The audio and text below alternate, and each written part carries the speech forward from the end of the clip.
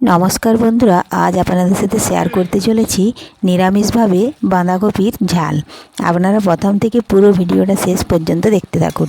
ভিডিওটি ভালো লাগলে একটা লাইক দিয়ে পাশে থাকুন ও বন্ধুদের সাথে শেয়ার করে দিন। যে কোনো উপোসের দিনে রুটি বা পরোটার সাথে বানিয়ে নিতে পারবেন। চলুন তাহলে শুরু করি। তো সবার প্রথমে দেখুন, গ্যাস ধরিয়ে কড়াই বসিয়ে সাদা তেল দিয়েছি। এখানে গাজর, মটরশুঁটি, টমেটো, আলু কেটে ধুয়ে নিয়েছি।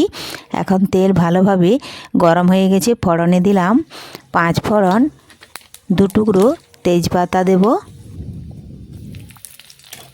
একটু ভেজে নিচ্ছি। ভাজা হয়ে গেলে দেখুন আলু, গাজর, মটরশুঁটি, টমেটো দিয়ে দিলাম। এখন দেব আমি স্বাদ মতো লবণ,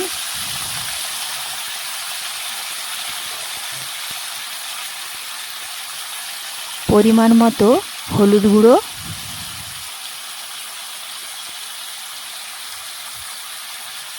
আর দেব আমি পরিমাণ মতো লাল লঙ্কার গুঁড়ো।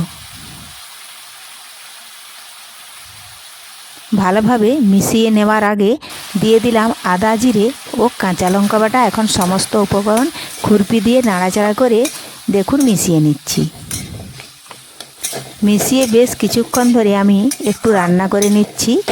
আলু, গাজর, টমেটো, মটরশুঁটি একসাথে দেখুন রান্না করে একটু কষিয়ে নিলাম।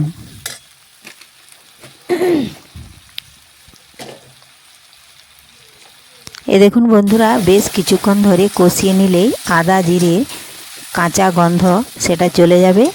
এ দেখুন কড়াই লেগে লেগে যাচ্ছে, কিন্তু ভালোভাবে কষানো হয়ে গেছে। এখন আমি এর উপরে দিয়ে দেব আগে থেকে বাঁধাকপি কেটে ধুয়ে তুলে রেখেছি। সেই বাঁধাকপি আমি দেখুন এর উপরে দিয়ে দিচ্ছি। একেবারে সমস্ত বাঁধাকপিটা দেব না, আমি কিছুটা দিচ্ছি। কিছুটা দেওয়ার পরে একটু নাড়াচাড়া করে নেব, মিশিয়ে নেব। এই দেখুন এইভাবে সমস্ত বাঁধাকপি যদি একসাথে দিয়ে দিই তাহলে নাড়তে অসুবিধা হবে, এই জন্য আমি কিছুটা বাঁধাকপি দিলাম। এখন আবারও কিছুটা দিচ্ছি। এই দেখুন এখন সমস্তটা দিয়ে দিয়েছি আমি। এবার খুরপি দিয়ে একটু নাড়িয়ে নিচ্ছি। যতটা পারছি আমি নাড়াচাড়া করে নিচ্ছি।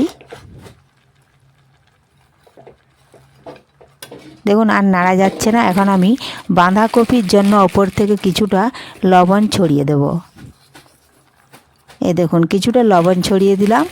এরপর আমি ঢাকা দিয়ে দেব কিছুক্ষণের জন্য, তাহলে বাঁধাকপিটা অনেকটাই নরম হয়ে গলে যাবে।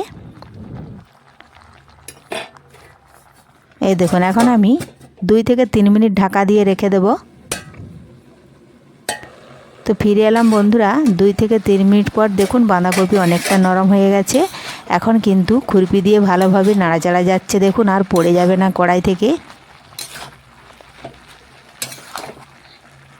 এই দেখুন বাঁধাকপি থেকে যে জল বেরিয়েছে সেই জলটাতেই কিন্তু বাঁধাকপি রান্না হয়ে যাবে। এর জন্য এক্সট্রা কোনো জল দেওয়ার দরকার নেই। একটু ভালোভাবে নাড়াচাড়া করে নিচ্ছি। এই দেখুন নাড়িয়ে নিয়েছি। এখন আমি আবারও বেশ কিছুক্ষণের জন্য ঢাকা দিয়ে রেখে দেব, 3 থেকে 4 মিনিট। তো দেখুন বন্ধুরা ফিরে এলাম, ঢাকা তুলে নিয়েছি।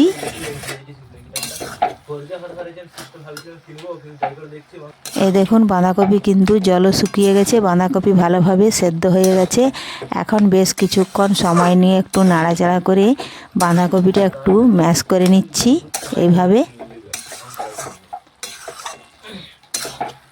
এই দেখুন এইভাবে মিশিয়ে নেব। তৈরি হয়ে গেল খুব সহজেই বাঁধাকপির ঝাল। নিরামিষভাবে যে কোনো উপোসের দিনে বানিয়ে নিতে পারবেন। দেখুন ওপর থেকে আমি স্বাদ মতো একটু চিনি দিলাম।